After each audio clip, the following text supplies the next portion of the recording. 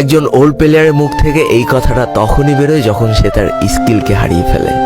যেই পুরানো প্লেয়ারের গেম প্লেটা দেখে আজ তোমরা হাসছো, এমন একটা সময় ছিল যাকে কাস্টম খেলার জন্য সর্বপ্রথম হায়ার করে নিয়ে যাওয়া হতো।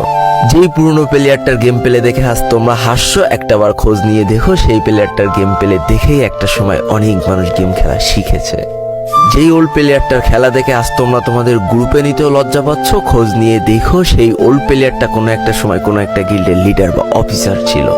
যেই ওল্ড প্লেয়ারটা আজ তোমাদের রিভাইভ দিতে যেতে ভয় পাচ্ছে, মনে রেখো একটা সময় ছিল যখন এই প্লেয়ারটাই পুরো মাঠ একা ফাঁকা করে বুয়া নিয়ে আসতো। যেই নতুন প্লেয়ারগুলো শুধুমাত্র ডাইনামিক ডুয়োর সাথে গেম খেলার জন্য সারা রাত জাগো, তোমরা মনে রেখো যারা ওল্ড প্লেয়ার ছিল তারা সারা রাত খালি ট্রেনিং পিটাতো নিজেদের স্কিল ভালো করার জন্য। আমি জানি আজকের দিনের যারা অন ট্যাপ মারা প্লেয়ার তারা কখনোই ফিল করতে পারবে না যে বসে জুম করে উঠে হেডশট মারার মজাটা আসলে কি ছিল। আমি জানি যেসব ওল্ড প্লেয়াররা এই গেমের থেকে হারিয়ে গিয়েছে তারা এই গেমটাকে আজও ভালোবাসে। জীবনে এমন হাজারো ওল্ড প্লেয়ার আছে যাদের ফ্রি ফায়ারই ছিল জীবনে প্রথম রাত জাগার কারণ। আমি জানি এমন হাজারো ওল্ড প্লেয়ার আছে যাদের রেজাল্ট খারাপ করারও প্রথম কারণ ছিল এই ফ্রি ফায়ার।